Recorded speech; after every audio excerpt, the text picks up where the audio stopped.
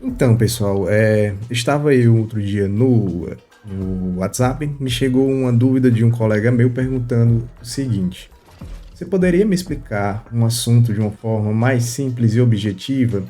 Iria entender de maneira mais prática, sem muitos detalhes técnicos, sobre essa guerra que está acontecendo no Irã com os Estados Unidos.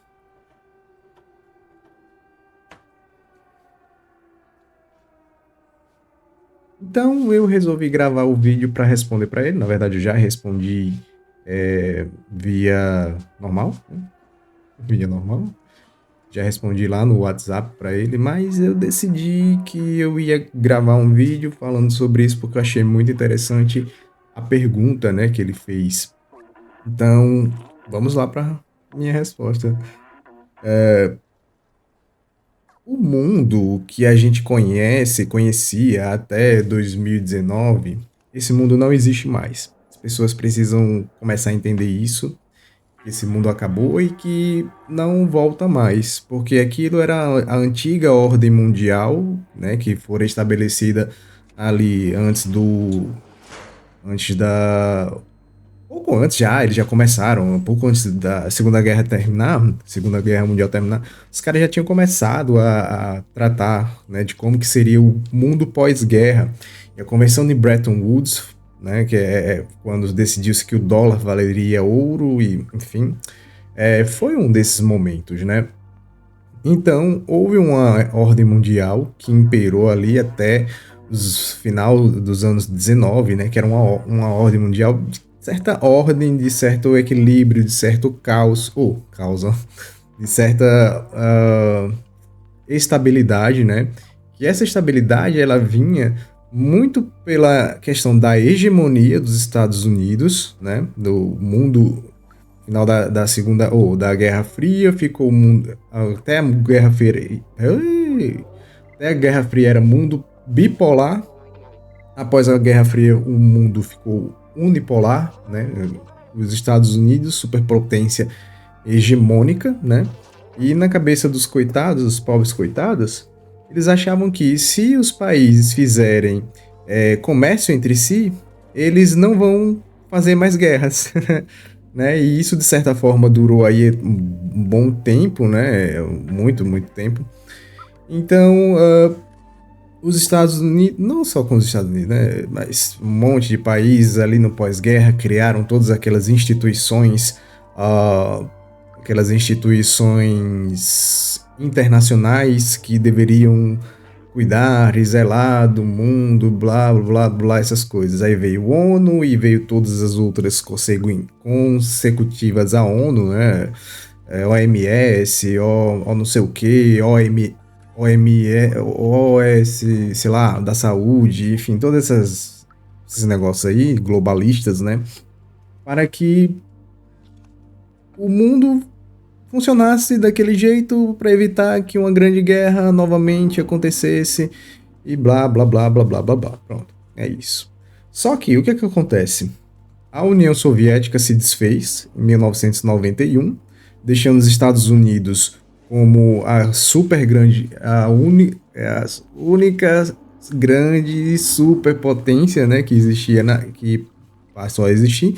Entretanto, a Rússia ela não desapareceu, né, do mapa, porque a União Soviética era formada pela Rússia e suas colônias, né, que eram as demais repúblicas socialistas soviéticas, né, que não passavam de colônias de Moscou, enfim, isso é papo para outro assunto.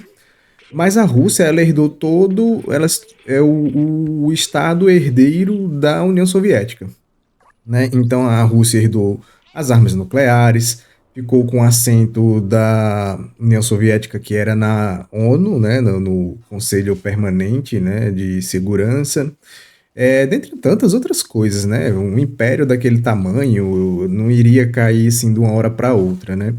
Mas na década de 90, né, ali após União Soviética, né, até a década de 90 ali até o Vladimir Putin ele entrar no governo, né, ele assumir a presidência, a Rússia ela estava, digamos, moribunda, né?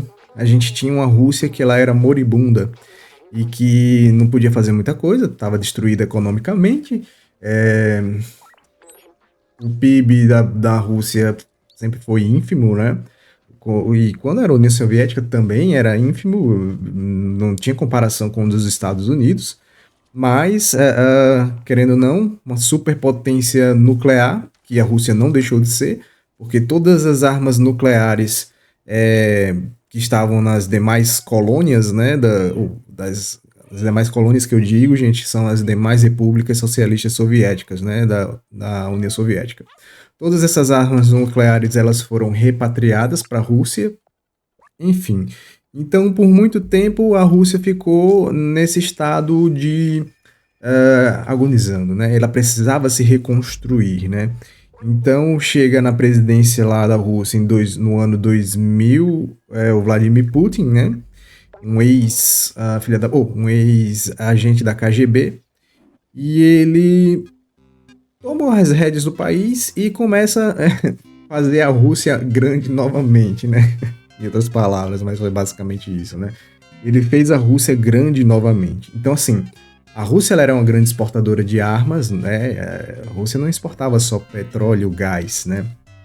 Então, você tinha uma Rússia que exportava armas para vários regimes aí, você imaginar, né? Então, o mundo ele era unipolar na questão de que só existia os Estados Unidos como superpotência absoluta. Mas ele não era, os Estados Unidos não mandava em tudo, em tudo, tudo. E existia um equilíbrio de poder, né? Ali entre o Ocidente e o Oriente, né? O Ocidente, quando a gente fala, estamos falando de Estados Unidos e seus aliados europeus, Austrália, Japão, Nova Zelândia, mesmo que eles estejam no lado oriental do mundo, mesmo assim, né? Fazem parte do Ocidente, né? E o que não é o Ocidente é essa outra galera aí, né? Então, você tinha um equilíbrio de poder, né? Ali no Pacífico, no Oriente Médio, querendo ou não, certo? Então, assim, por muito tempo esse equilíbrio, essa ordem mundial, ela funcionou muito, mas muito bem ali.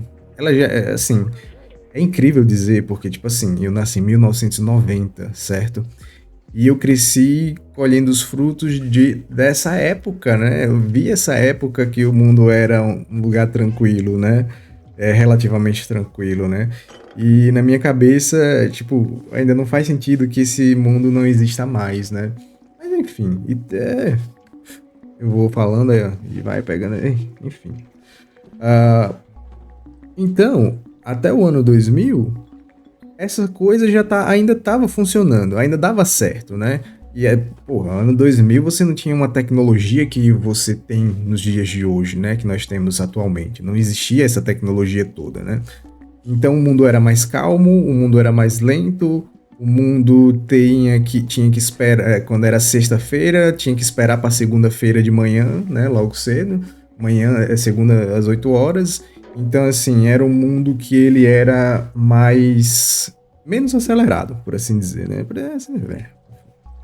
Aí você tem o 11 de setembro, né, de 2001, que eu digo assim que foi inaugurou o evento inaugural desse século que a gente vive, né, do século XXI, porque querendo ou não, eu acredito que o que a gente vive agora, meio que a gente passa agora no mundo, são consequências desse dia, né? Porque o pessoal até diz o dia que nunca terminou, né? E parece ser verdade isso, né?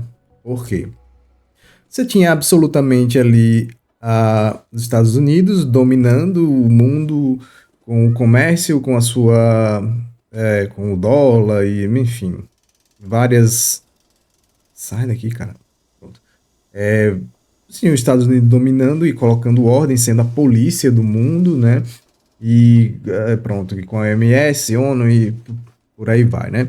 Então acontece o 11 de setembro de 2001 e os Estados Unidos, né? Tipo, a potência dominante do mundo e blá, os fodões das gigantescos que já existiram foram colocados de joelho perante 19 caras de turbantes, né?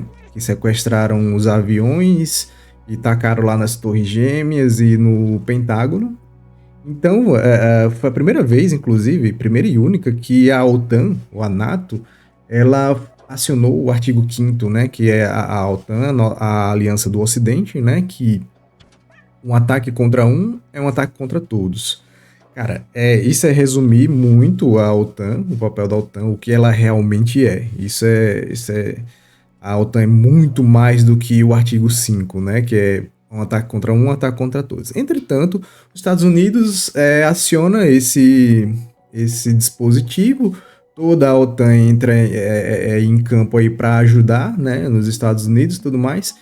E inicia-se não sei se o nome correto é doutrina Bush, mas o, o presidente na altura, né, o George W. Bush, inicia a guerra ao terror, né? E essa guerra ao terror, ela é meio complicado você dizer, né?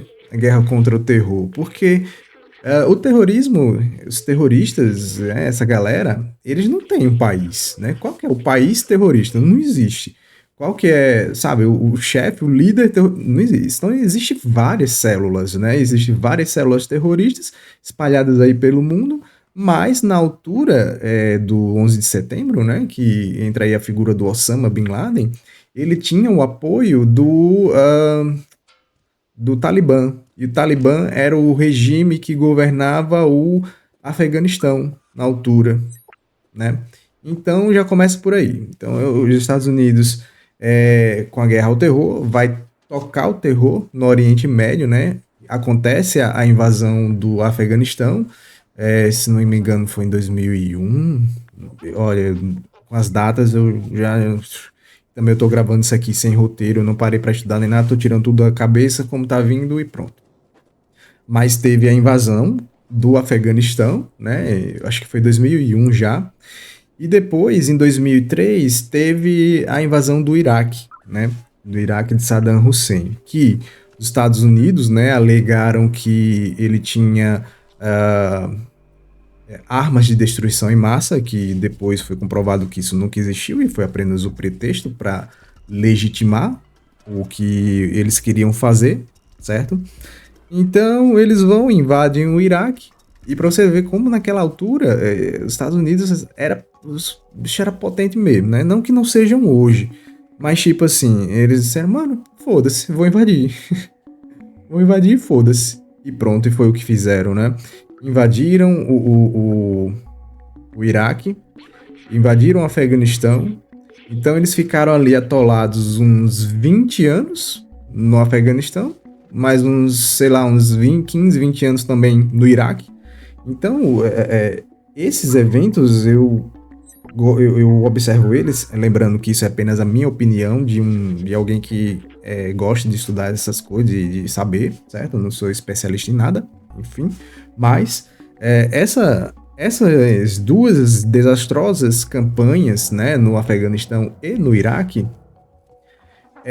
deram espaço para outras coisas acontecerem no mundo, né? Outras, como eu posso dizer, os Estados Unidos ficaram presos numa guerra de atrito, né, ali e tal. É tanto que em 2021, eu acho, ou foi 22, quando o Biden retirou os Estados Unidos do Afeganistão, no instante o Talibã foi e recuperou tudo novamente, né?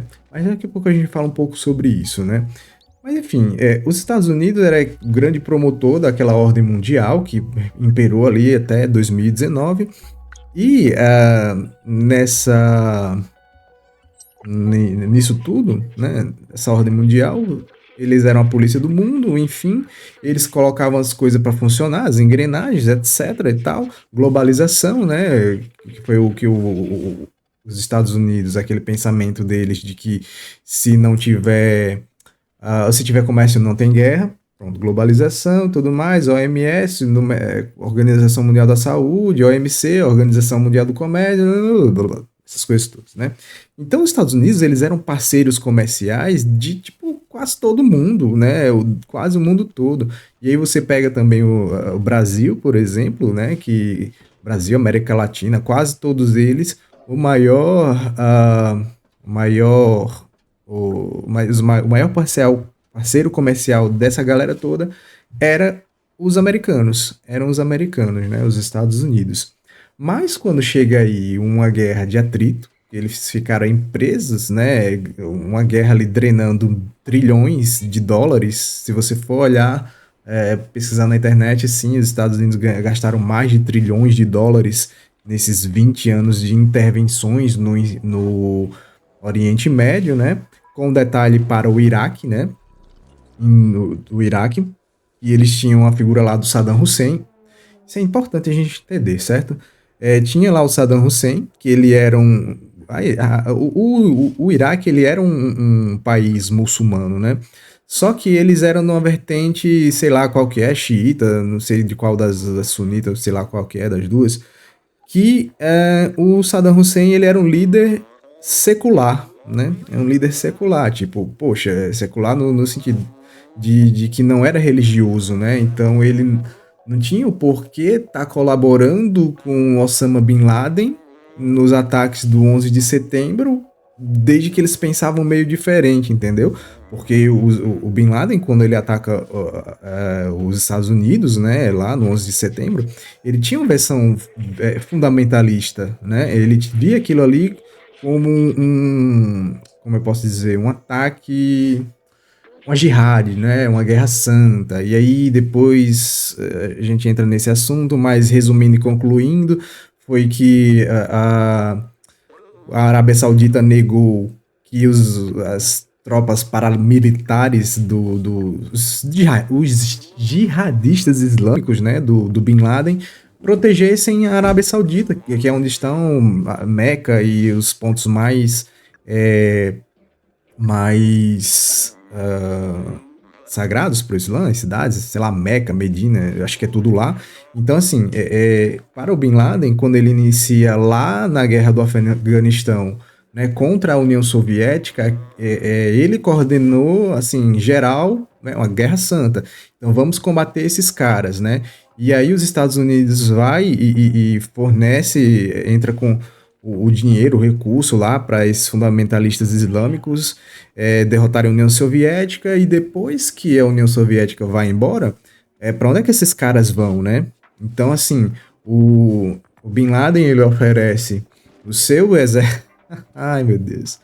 O seu exército de terroristas fundamentalistas para defender a Arábia Saudita, que é um reino, né, do Albin, não sei o que, Al-Saman, blá blá blá, Saudi, alguma coisa assim, não sei o nome do cara.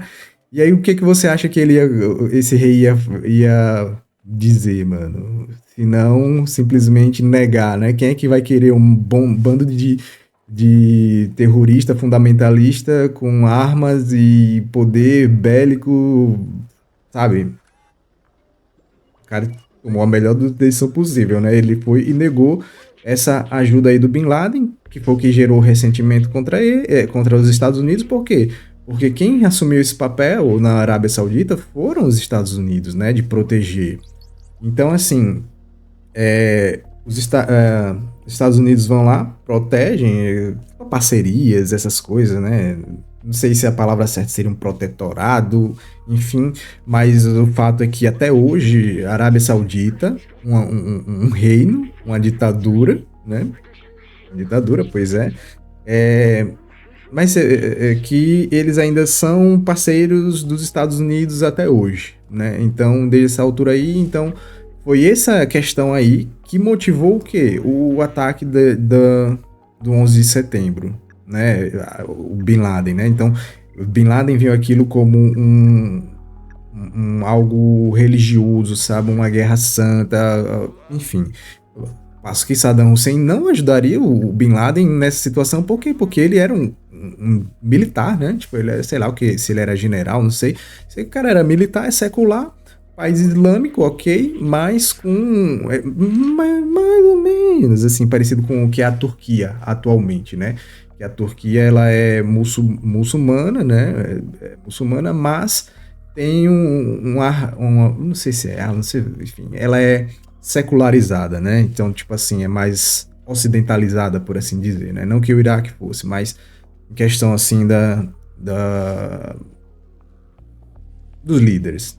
Isso tudo eu tô dizendo, gente, só para dizer que o Saddam Hussein não tinha nada a ver com 11 de setembro e que mesmo assim os Estados Unidos, que era superpotência mundial e que era parceiro comercial de todo mundo, que invadiu o Iraque, invadiu, que invadiu o Afeganistão, invadiu e se manteve em uma guerra de atrito que drenou muitos recursos. É onde eu quero chegar com isso tudo, com essa história, né? Então, o Iraque, ele tinha o seu ditador, o Saddam Hussein, certo? Mas é aquela questão. Quando o gato sai, os ratos fazem a festa, né? Então, assim, hoje nós não temos um histórico muito bom de intervenções americanas no Oriente Médio. Por quê?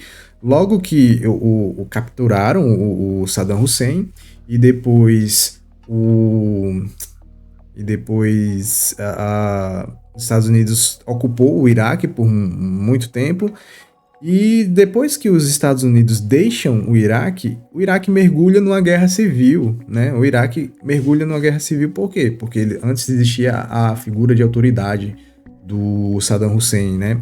Do ditador que botava ordem e tudo mais. Então, quando os Estados Unidos chegam lá, invadem, não encontram tais armas, né? Ocupam, destroem todo o governo, né? Toda a estrutura que governava o país e deixam um vácuo de poder no país quando eles vão embora. Só que as equipes, os grupos que vão lutar por esse poder, eles já existem muito antes, muito antes da intervenção acontecer, entendeu? Então, quando os Estados Unidos se retiram, unicamente o que acontece é que esses grupos começam a lutar entre si e pronto. E aí temos uma guerra civil lá no Iraque. E a outra foi o Afeganistão, que eles ficaram lá por mais de 20 anos, e que em 2021, se não estou enganado, houve aquela retirada desastrosa do Biden, né? Do Biden. Então, voltando. Quando os Estados Unidos entram nessas duas guerras, eles passam a se descuidar de outras áreas, né, do mundo e tudo mais, né? Então, o negócio ali já começa a balança, né, do poder já começa a meio que se reequilibrar, né?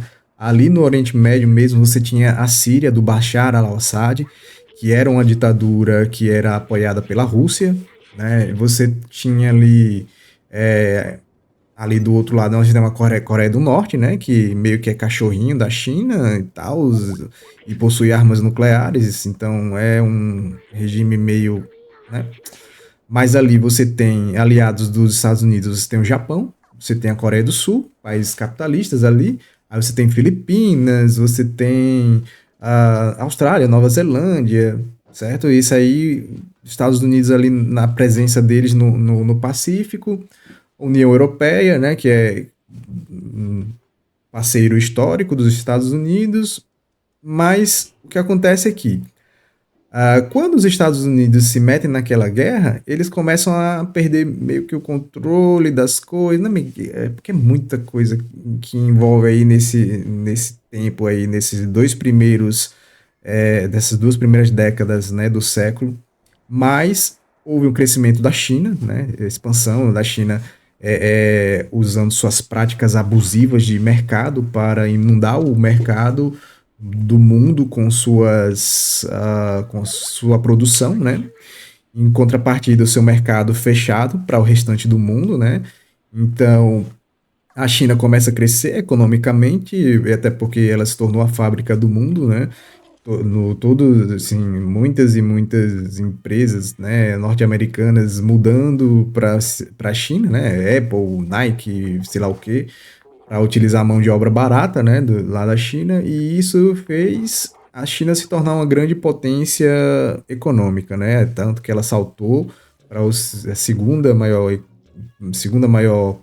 potência, maior PIB do mundo, né? E o que, na verdade, que parece até estranho a gente dizer que a China se tornou, porque não é que ela se tornou, ela sempre foi, né? Ela sempre foi uma grande potência mundial, né? Desde sempre. O que aconteceu foi que com a Revolução Industrial, a Europa se tornou mais tecnologicamente avançada, chegou lá, deu um pau na China, e aí começou o século da humilhação que eles falam, né? Então, a nossa era aqui, nós hoje que estamos aqui vivendo hoje, vendo tudo isso que está acontecendo, só estamos vendo o final desse século da humilhação, sabe? Que, segundo os chineses, terminou em 49, 1949, quando o Partido Comunista Chinês, o PCC, ele tomou conta da China, né? E aí, o que aconteceu? A China se tornou essa grande potência, né? Ela é atualmente, quer dizer, voltou a ser a grande potência. Ah, e detalhe, para quem diz que, né?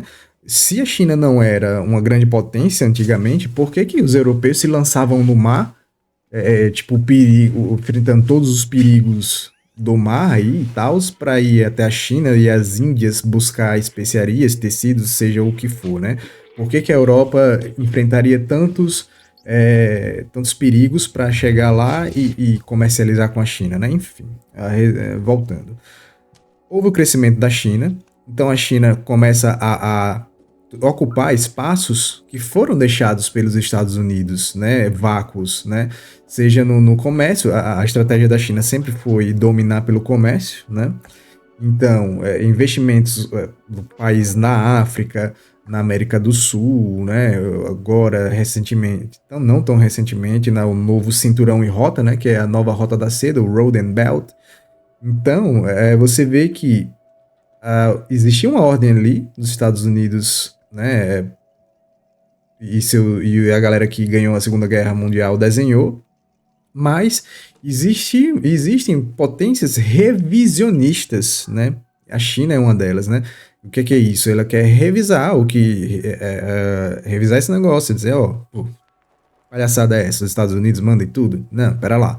Só que antigamente ela não tinha o poder econômico para isso, né? Mas com a globalização e com as facilidades do comércio e tudo mais, enfim, ela fez o que fez, né? Inundou o mundo com seus produtos e mantendo como é? Seu comércio fechado, né? Tipo, seu mercado consumidor fechado, né? Enfim, por aí vai. E vem também agora a Rússia, né? Que é muito importante a gente falar. Sim, sem contar que tem o Irã também, né? Eu comecei isso aqui que era eu ia falar do Irã, mas a gente chega lá. Então nós temos a Rússia, e a Rússia ela usou também uma estratégia muito interessante, né? Do comércio, do globalismo e tudo mais, que foi o quê? Tornar a Europa dependente do seu petróleo e do seu gás, né? Começou a vender petróleo e gás muito barato para a Europa e assim também começou a ganhar muita grana, né? Então você veja que China e Rússia são as maiores potências revisionistas, né, desse momento, né? Então, assim, a Merkel, que foi meio inocente, para não dizer burra, né? Disse, eu acho que depois de 2011, que aconteceu o terremoto no Japão e teve a usina de Fukushima, né? A Merkel, para não dizer que ela foi burrinha, vamos dizer que ela foi ingênua, né? No mínimo, disse, eu acho que é uma boa ideia o quê? A gente se desfazer das nossas usinas nucleares que geram energia sem precisar de chuva, vento e o que não dependem das condições meteorológicas para gerar energia limpa, né? Relativamente limpa e barata. Eu acho que é melhor a gente depender mesmo do gás que vem da Rússia, né? Eu acho que é mais interessante pra gente, né? E aí nisso colocou o quê? A Europa, né? A questão energética nas mãos da Rússia, certo? Olha, eu não entendo como que a Europa, né, se sujeitou a isso. Defesa a defesa, né? O campo militar, eles terceirizaram para os Estados Unidos via OTAN, o energético para a Rússia, né, com o gás e tudo mais, e o comércio com a China. Né? Então, tipo, mano, enfim, voltando. Eu quero chegar no Irã. Então, voltando, né? Rússia, China, né? Então essa galera, Rússia e China sempre foram inimigos históricos, ideológicos, né? Desde a era da época da União Soviética, porque Moscou achava que Pequim seria subserviente, mas Pequim não queria ser vassala de ninguém, certo? E teve o choque, né, choque ideológico entre os dois, né? E aí os Estados Unidos lá atrás, nem sei quem foi o presidente, se foi o Reagan, sei lá quem que foi, trouxe a China mais para perto, né? Fez investimentos na China. Disse: China, vem para o nosso lado", porque naquela altura, para os Estados Unidos importar, você podia ser qualquer coisa, menos aliado da União Soviética, menos comunista soviético. Então, a China se aproveitou muito desses investimentos feitos pelos Estados Unidos, parcerias, né, do mercado, etc. Pronto, se tornou a potência que se tornou e agora ela quer revisionar a questão de Taiwan, porque Taiwan, o que aconteceu resumidamente foi, após a Segunda Guerra Mundial, depois da invasão do Japão, que o Japão foi retirado dali da China, a China mergulha numa guerra civil e o Partido Nacionalista do Chiang Kai-shek, se não estou enganado, foge e se refugia na ilha de Formosa, que é onde fica Taiwan. Né? A ilha de Formosa, onde fica Taiwan, e era o governo da China antes do Partido Comunista assumir, né? Que o Partido Comunista ganhou e tomou a China continental, mas o nacionalista fugiu para Taiwan e formou lá a República da China, né?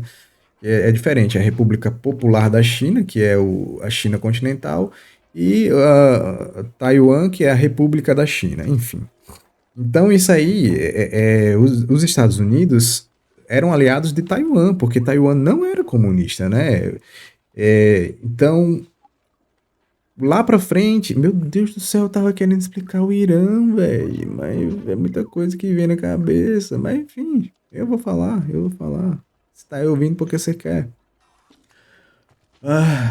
Os Estados Unidos, ele era parceiro de Taiwan e não da China continental, né, da China como nós conhecemos. Só que aí nessa questão de aproximar a Rússia, né, ou a China do Ocidente e separar ela da União Soviética, que é basicamente o que o Trump está tentando fazer nesse momento, só que com a Rússia, ele quer afastar a Rússia da China e trazer para o lado do Oriente ou do Ocidente, certo? Para isolar a China, enfim. Os Estados Unidos, eles nessa política de trazer a China, né, contra a União Soviética, para o lado deles, não sei o que e tal, reconhecem a China como a China de verdade, retiram o reconhecimento de Taiwan, né, ou seja, Taiwan não é mais um país, né, para a comunidade internacional.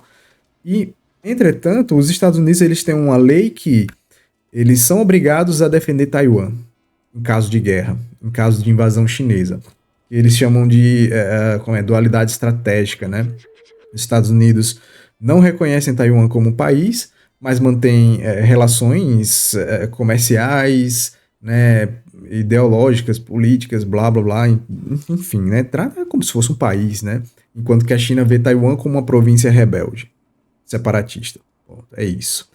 E isso a China quer revisar esse negócio aí, certo? A Coreia do Norte quer revisar o quê? Revisar a questão da divisão da Coreia do Norte e Sul, tendo em vista que a guerra deles nunca acabou, né?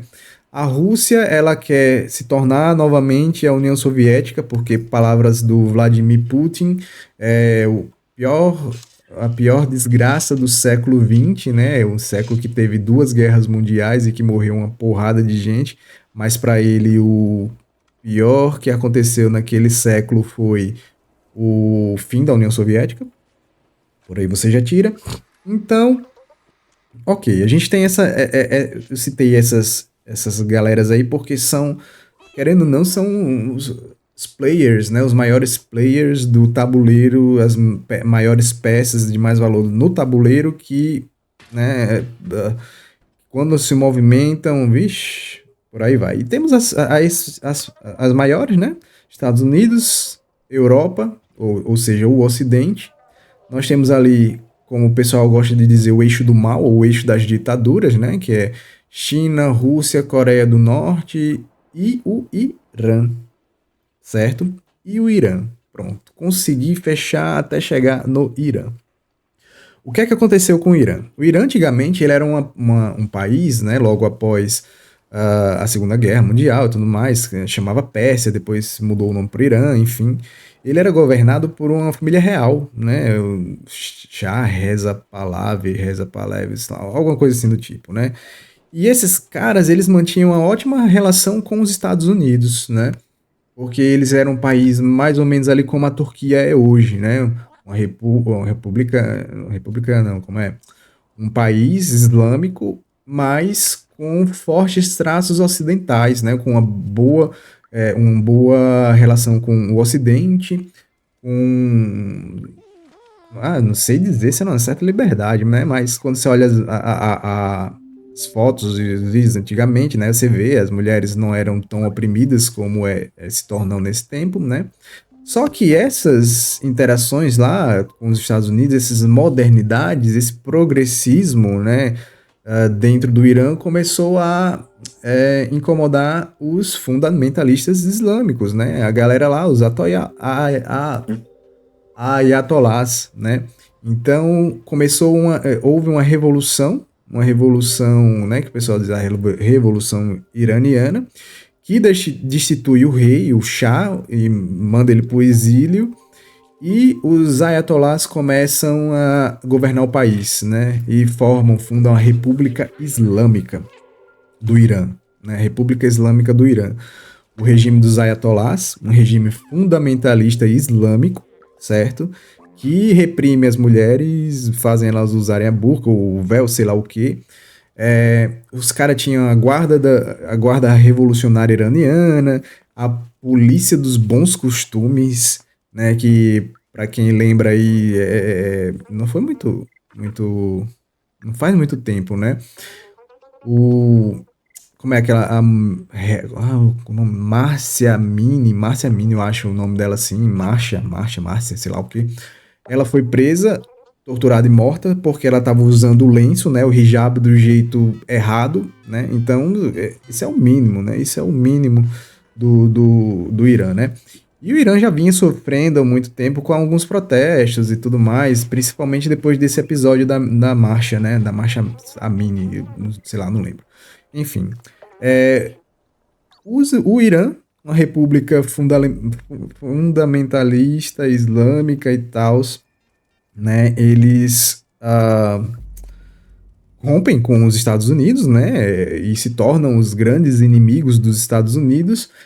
E também, assim, eles são inimigos de Israel, né? Porque existe uma treta aí já há muito tempo e eles dizem que aquele território que Israel ocupa, né? Ou seja, é tudo da Palestina, né? Que até o pessoal grita da Palestina do rio ao mar, ou seja, acho que é do Rio Jordão, talvez, até o mar, que é o mar Mediterrâneo. E eles são o inimigos mortais número um de quem? Dos israelenses, né? E os israelenses estão ali porque eles são. Ou estão ali porque depois da Segunda Guerra Mundial houve um acordo, o Reino Unido, blá, dividiu as terras ali, Israel aceitou o que lhe foi dado e os palestinos não, e pronto. Por isso aí tem essa confusão aí até hoje, mais ou menos, muito resumidamente, né? Mas Irã e Israel nunca se deram bem, né? Por quê? Porque o regime dos ayatolás, né? Começando lá com o Ali Khamenei. Não, Ali Khamenei foi Ayatollah Khomeini. Teve o Ayatollah Khomeini, que ele foi o primeiro, e o Ali Khamenei, que morreu agora, o segundo, né? Ou seja, apenas dois. Então, assim, o objetivo maior de sempre do Estado, do Irã, da República Islâmica do Irã, é destruir Israel. Né? É destruir Israel. Eles, o Hamas, o Hezbollah, toda essa galera, né, sempre tiveram como objetivo a destruição do Estado de Israel. Então, os iranianos, né, depois da Revolução, rompem com as relações que tinham com o Ocidente, né, Estados Unidos e o Ocidente, e passam a governar linha dura, um regime né, religioso, né, a Sharia, eu acho, se não estou enganado o nome é isso, o regime da Sharia. E é o que acontece. Esses caras tiveram uma sacada que A Coreia do Norte também teve, né? Esses caras disseram, nosso regime só vai durar, perdurar e permanecer se nós tivermos armas nucleares, né? Foi o que a Coreia do Norte fez, né? Então, tipo, por muito tempo a Coreia do Norte ela ficou ali sob o guarda-chuva da China e da da China, Rússia, União Soviética, não é a mesma bosta. E, tipo, era mais uma peça que tava ali para manter o equilíbrio, né, do poder na região, né? Então, os caras tiveram essa sacada, e acho que foi ali por volta de 2005 que se retiraram do Tratado de Não Proliferação de Armas Nucleares e desenvolveram suas próprias armas nucleares, né? Então, era basicamente aquele regime, na minha ignorância, digo eu, acho que dificilmente vai cair, ou tão cedo vai cair, ou talvez nunca caia, talvez nunca vejamos, enfim, talvez não fique para esse século, né? Mas você tem ali o que? Os ayatollahs, eles perceberam isso também. Nosso regime só vai durar para sempre se nós tivermos armas nucleares. E o que é que acontece? Imagina. Imagina o que é que acontece quando você entrega aviões, né, simples aviões comerciais na mão de fundamentalistas islâmicos, certo? Se fizeram o que fizeram, imagina entregar armas nucleares nas mãos desses caras, né? Começa por aí.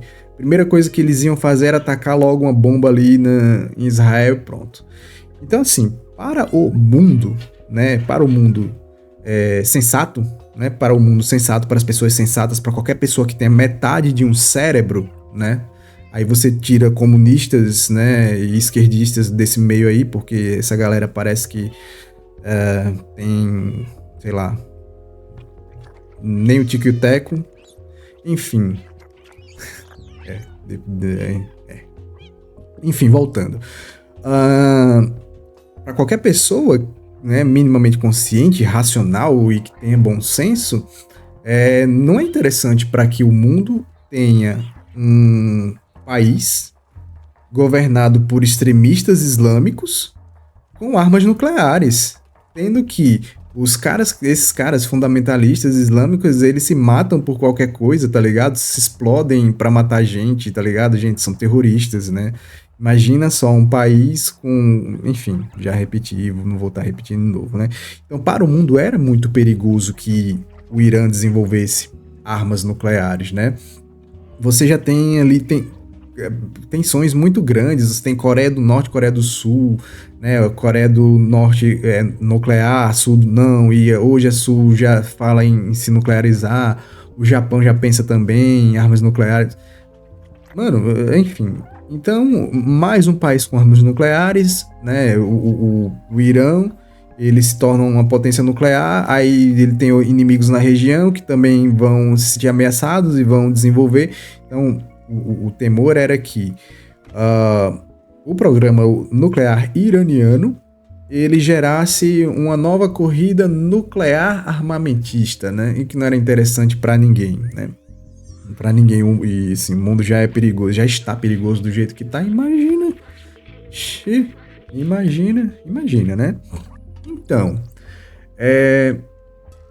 os Estados Unidos tentou por muito tempo contornar esta situação, né, do Irã com sanções econômicas, acordos, isso e aquilo, porque os caras diziam que eram para fins pacíficos. É claro que eles iam usar isso para um programa nuclear para os fins pacíficos, né? Uma galera da paz, do amor. É óbvio que eles nunca passou pela cabeça deles construir armas nucleares. Não. O enriquecimento de urânio deles era para o fins pacífico mesmo, né? Então, ali o Obama fez alguns acordos com o Irã, porque depois da Revolução, os Estados Unidos sancionou muito esse país, e tipo, era um dos países mais sancionados do mundo até a Rússia chegar e invadir a Ucrânia em 2022, quer dizer, na verdade em 2014, né? Daqui a pouco eu falo sobre isso. Então, assim, existia um acordo que aí o Irã permitia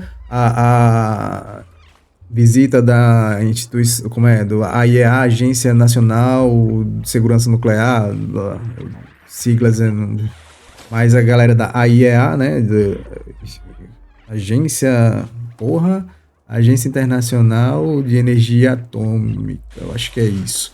Né? Então essa galera ia, fazia visitas aos, né, para conhecer, para saber, né, o que estava acontecendo ali no Irã, que era a cena ali deles, né, do programa deles.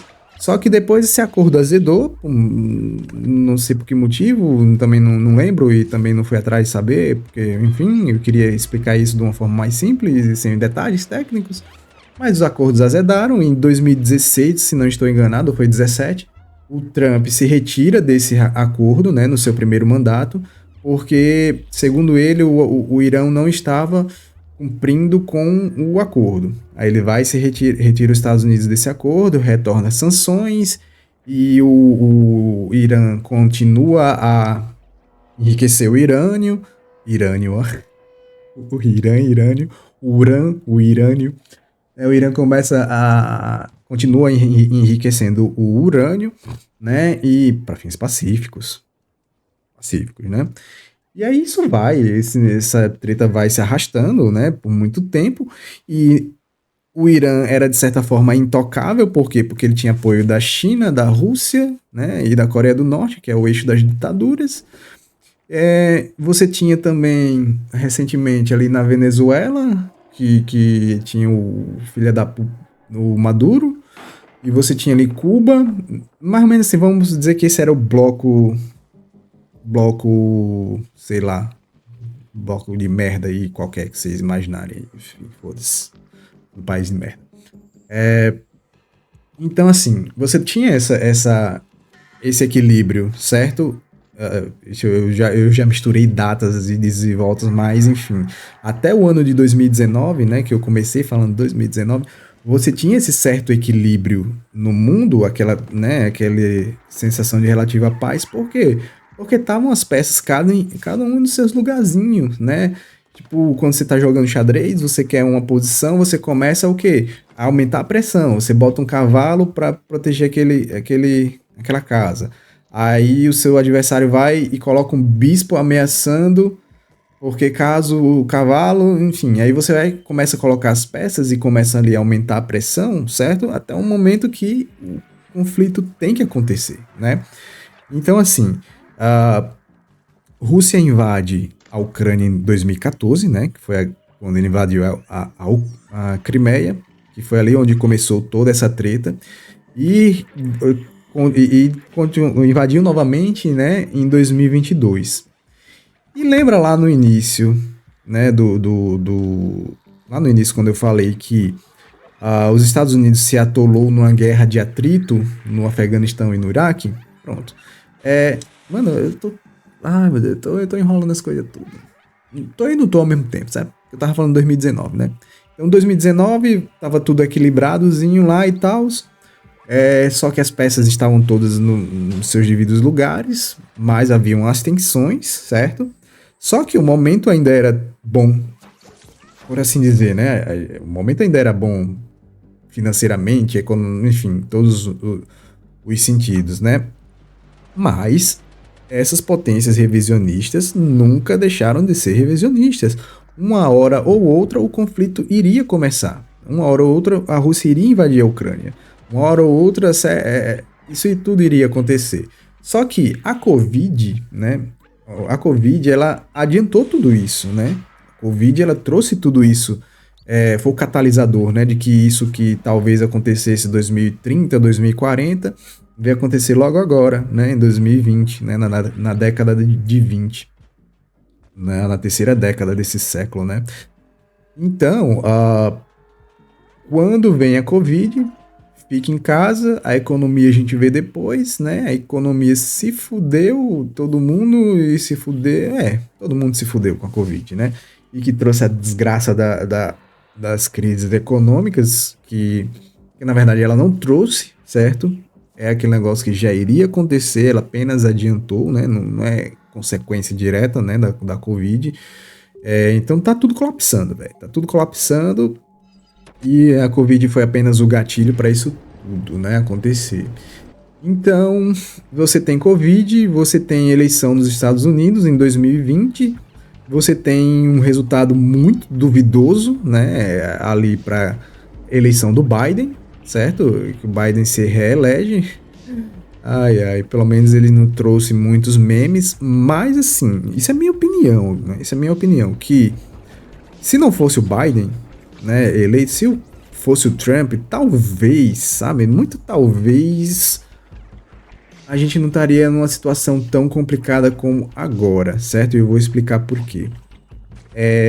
Antes da Covid, né, antes da eleição do Biden, né, lembra que eu falei aqui, já existia uma ordem mundial que ela estava equilibrada, né, um equilíbrio de forças, certo?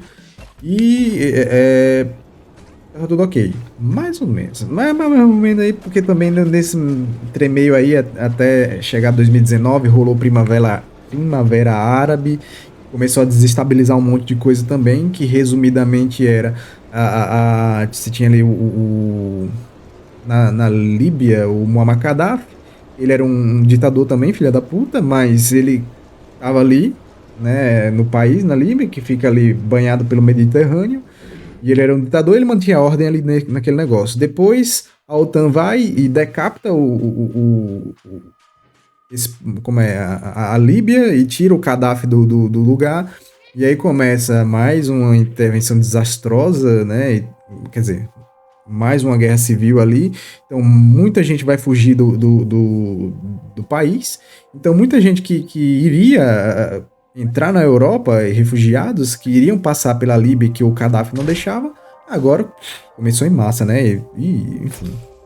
Mas em 2019 ainda as coisas ainda estavam ali, né?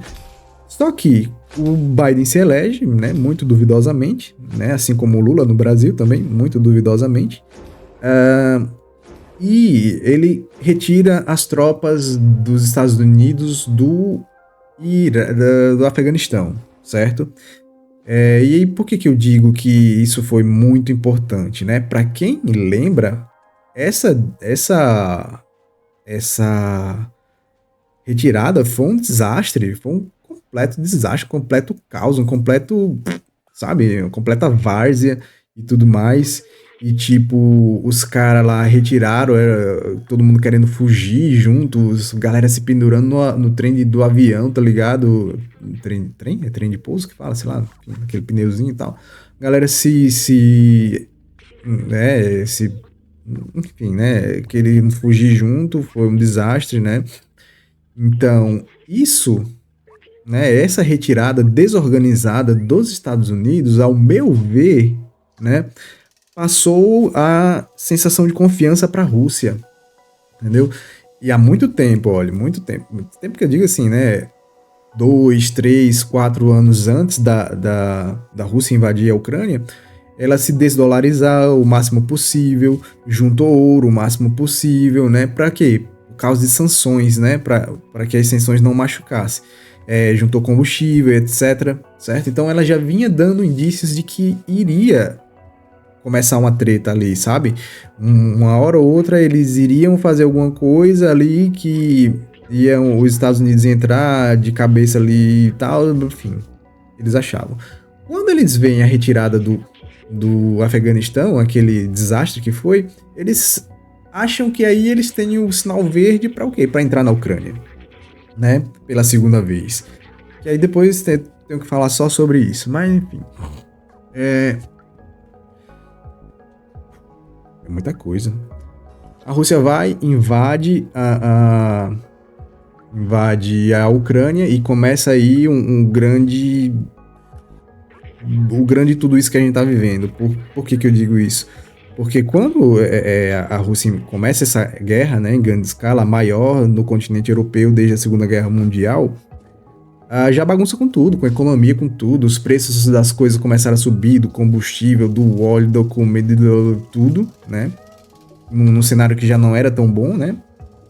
Mas o que aconteceu ali é o quê? Que a Rússia achava que iria tomar a Ucrânia em 4 dias, como fez com a Crimeia, e o Zelensky iria fugir, e os ucranianos não iriam resistir, enfim. E olha no que deu, né?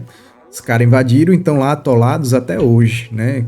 4 anos, já fazem 4 anos que a Rússia está atolada na guerra da Ucrânia, que a Rússia está tomando um pau da Ucrânia, que ela queria tomar em um dia, não, um dia não, mas 4 dias, em poucos dias, né? Que era para a operação dele que deveria durar poucas semanas, né? Durou o quê? Ainda entra no seu 4 ano. E aí o que acontece, né? A China, né? A China, que não é boba nem nada, olha para aquilo ali da Rússia e assiste aquilo ali para tirar suas próprias lições. Por quê? Porque a China quer invadir Taiwan. E sabe, e ela faz e tá agindo aí nesse sentido, para invadir Taiwan. Então ela fica ali de olho para ver qual que vai ser a da Rússia, né? Mas aí voltando, que a China não é o foco agora nesse momento, né? A Rússia, ela tinha vários acordos com outros países ali da região, e da África e da Ásia, né? Exportava armas, era amiguinho dos caras e tudo mais. Então era meio que garantia o regime dessa galera aí, né? Dessa galera aí que tava lá, né? Com armas, com apoio, com não sei o que, com isso, com aquilo. O grupo Wagner, né? Que ele era um grupo paramilitar que pronto, que ele é paramilitar e era do Prigojin, que morreu, não sei nem até quantos anos, mas eles estavam presentes na África, a Rússia estava presente na África através desse grupo, ou seja, a Rússia mantinha uma presença militar ali, né? Enfim, quando a Rússia se atola nessa guerra da Ucrânia, ele passa de deixar, para de ajudar os seus amigos, os seus regimes amigos que antes só se sustentavam por causa da Rússia, né? Porque a Rússia era uma grande potência, né? Que a gente pensava até naquele momento, né? Ou seja, mas a Rússia sem armas nucleares, a gente vê que...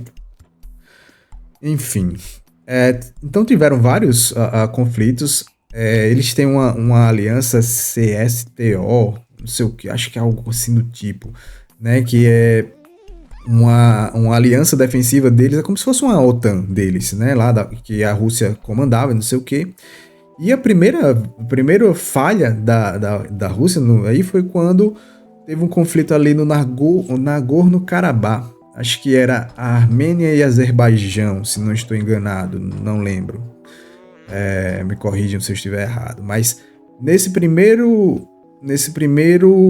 conflito que teve, se não estou enganado, a Rússia ela não deveria ajudar a Armênia e não ajudou. E os azeres foram lá e tomaram a região, se não estou enganado foi isso. Mas essa foi a primeira vez que a Rússia falhou com seus aliados, né? Depois, esse já é um pouco mais recente, nós tivemos a queda do Muammar Gaddafi da Síria, certo? A Síria que estava ali, ela era sustentada também, né, só tava ali aquele regime do Gaddafi, Gaddafi não, mano, chega Jesus, do Bashar al-Assad. Então, aquele regime só existia por conta dali, a Rússia estava ali mantendo aquilo e pronto. E aí agora ele caiu, é tanto que ele fugiu para a Rússia, o Assad, na Rússia. Depois, você tinha o que ali na América? Você tinha a Venezuela e tem Cuba, né? Só que os Estados Unidos, eles têm como eu posso dizer? O pessoal chama de imperativos, né? E os seus imperativos são, assim, eles têm a maior bacia hidrográfica de terras férteis do mundo, que é a bacia do rio Mississippi. Então, eles precisavam e conseguiram, né, quando compraram a Louisiana da França, o controle de toda aquela região, de toda a bacia. Eles precisavam garantir a livre navegação, né, pelos rios, né, da bacia do Mississippi, e eles precisavam também proteger o quê? Ali a saída dessa baía do Mississippi para o mundo, né, que é ali o Golfo do México, que o Trump rebatizou para Golfo da América, né, mudou tanta coisa, enfim. Para os Estados Unidos, não era interessante eles terem ali Venezuela e Cuba de gracinha ali logo ali no quintal deles, por assim dizer, né? Naquela região que é onde eles escoam, eles não eram interessantes para eles terem a China no canal do Panamá, né? No canal que foi construído pelos americanos, certo? E a China também com o cinturão em rota também ali na América do Sul e tudo mais. Enfim, não era interessante para os Estados Unidos ter nada disso. Só que você tinha o quê? Um presidente fraco, que era o Biden, e que, tipo, deixou muita coisa acontecer, e a própria Ucrânia mesmo, assim, ele ajudou muito a Ucrânia só mandando os dinheiros, mas enfim, isso é outro assunto, né? Mas, enfim, Venezuela, Maduro, Putin, né? Cuba, Venezuela, Putin, né? Rússia, né? Então, eram regimes também que estavam ali porque tinham o apoio da Rússia, né? E aí, quando a Rússia se atola na Ucrânia, esses regimes se tornaram mais vulneráveis, né? E aí tivemos o primeiro foi não, o primeiro que caiu foi o Assad, né? Mas aí pra lá. Aí depois veio o Maduro, certo? Maduro caiu. Mas os Estados Unidos aprenderam a lição que tiveram no Iraque, né? Aquilo que eu falei de que os grupos, né, que eles... Os grupos... Peraí, pronto. Os grupos que lutariam pelo poder já existiam muito antes do próprio poder... Como é? Ai, meu Deus, o que é isso? Okay. Os grupos que lutariam pelo poder já existiam antes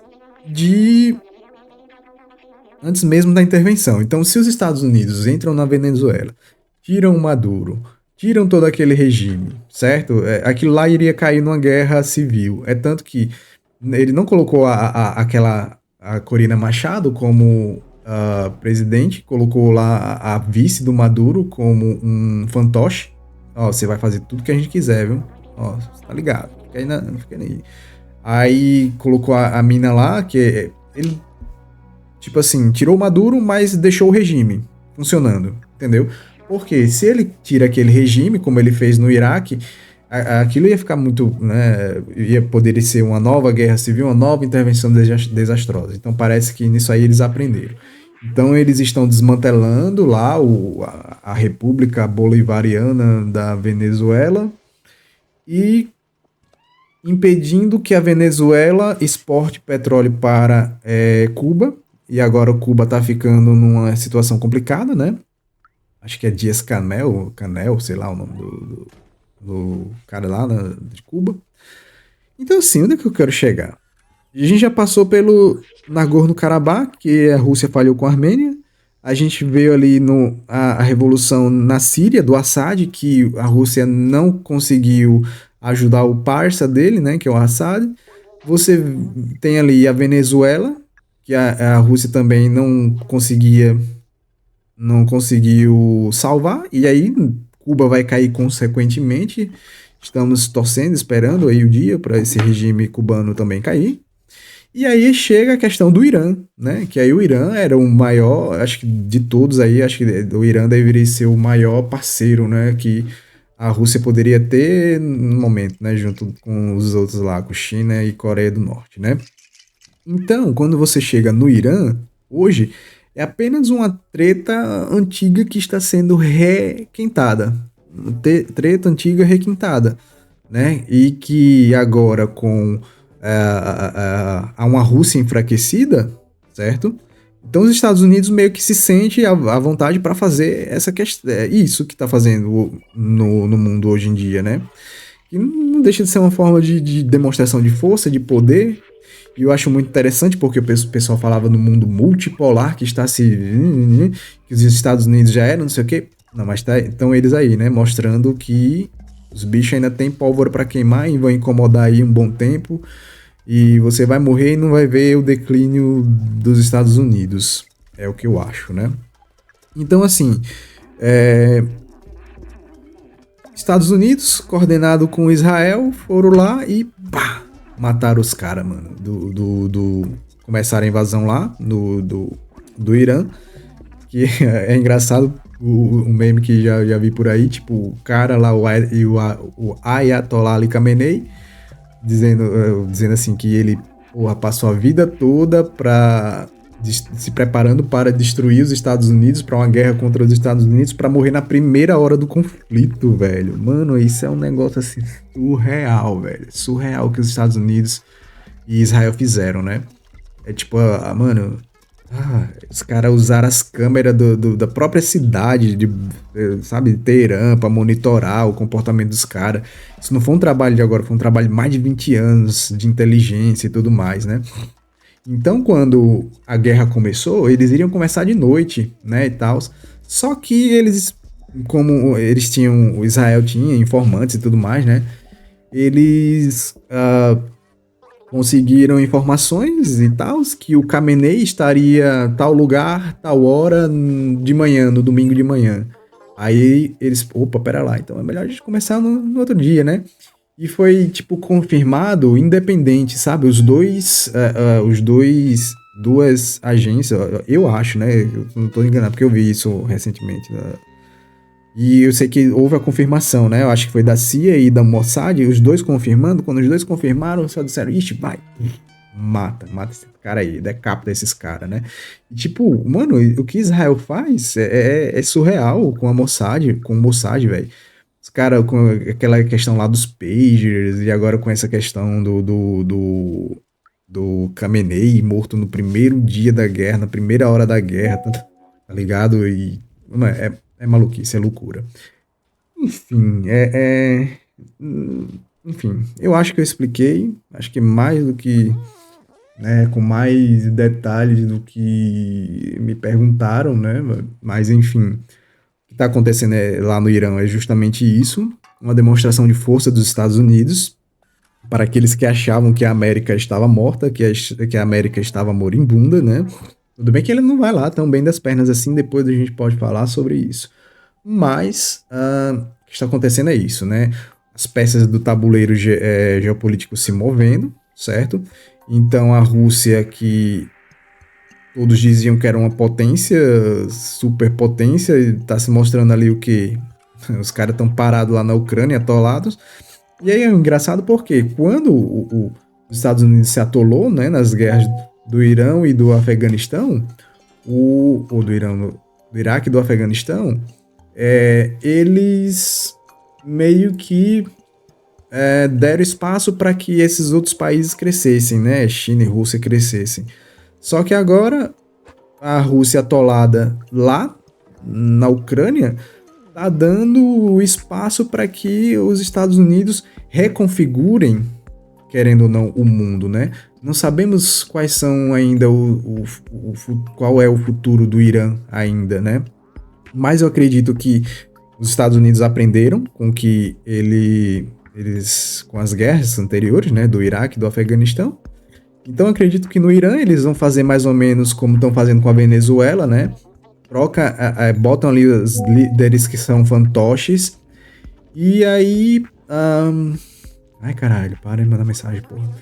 E aí, tipo, eu acho que eles vão fazer meio que isso, né? Tipo, mantém a estrutura do regime e vamos ver aqui quem é que a gente vai colocar aqui para continuar mandando no regime, mas sob nossas ordens, para que para desmantelando essas merda toda, né? Lá na Venezuela, inclusive, os caras até desmantelaram lá o complexo lá de tortura deles e não sei o que, pronto, é isso.